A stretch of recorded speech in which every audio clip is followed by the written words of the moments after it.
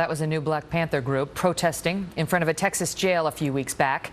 Just one of the angry and incendiary chants we have seen against police in recent months.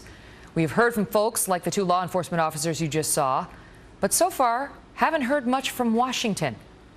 However, take a walk back with me to 2011, when a shooting in Tucson led to an angry chorus complaining about what they said was angry Tea Party rhetoric.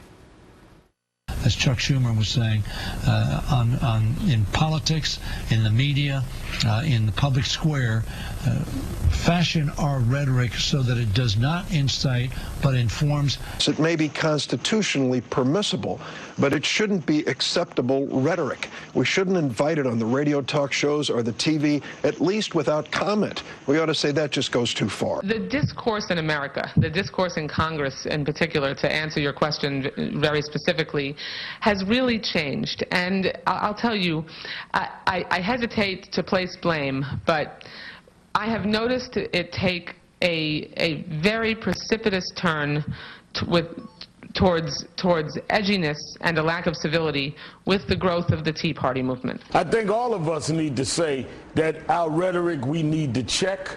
None of us should become so defensive that we say we're not going to change. We all need to see if there is change required, change needed, and all realize that there are some very unbalanced people here in this country that anything can trigger. Joining me now, Richard Fowler, nationally syndicated radio host and Fox News contributor, and townhall.com editor Katie Pavlich. Good to see you both. Wow. Yeah. So, I mean, I went out to see, Katie, whether Debbie Wasserman Schultz was out denouncing the rhetoric that we are now hearing, you know, the lack of civility that she was complaining about with the Black Lives Matter movement. And this is what I found her saying about that movement. Stand by. I'm proud of the young people who have been pushing that Black Lives Matter movement. We've brought the Confederate flag down. We've made sure that symbols of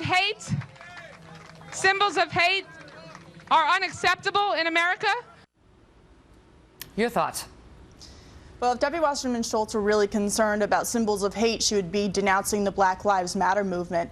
This is a movement that promotes the execution of police officers. This is a movement that glorifies Assata Shakur, who of course is a notorious cop killer who is now in Cuba as a fugitive.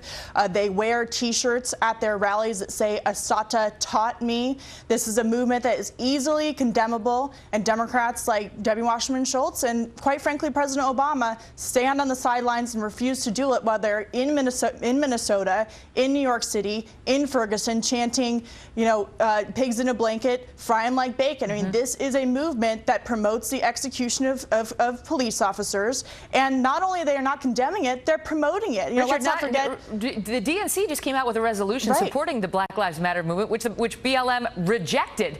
But they're trying to tie themselves to the movement, the same movement that's chanting pigs in a blanket, frying like bacon, and these same people are denouncing not long ago the lack of civility in America. Meanwhile, you got people connected with this movie or with this movement putting up the sign of a roasted pig and Officer Darren Wilson's name on it.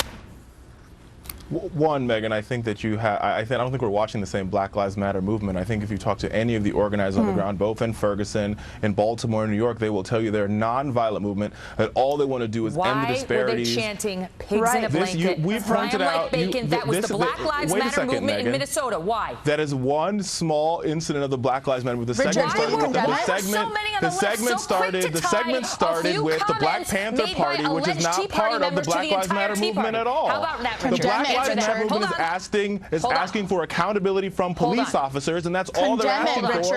And all we're hearing from is, why would I condemn? Please stop. Just let me get the question out. Richard, you'll respond, and then Katie, you'll have a chance.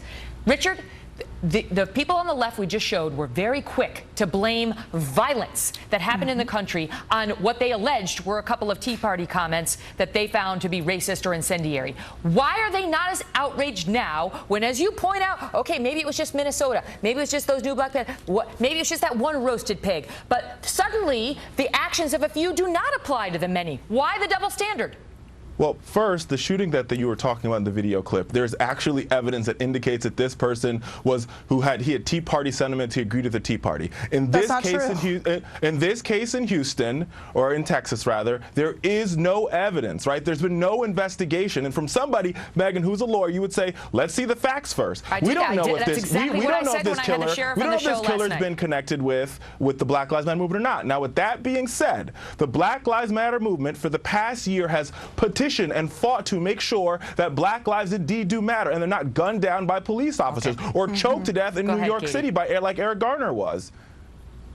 I just want to make it clear and obvious that Richard Fowler refuses to condemn Black Lives Matter's protesters. I won't. You sure? I will not condemn them. I will not condemn people who are saying that unarmed black men should be shot by police. I will not condemn anybody who's against that. You refuse to condemn Black Lives Matter's protesters who want officers to be executed in their police vehicles. That is what you are promoting tonight. There's no substantial evidence that supports. We'll continue with Frank Luntz after the break.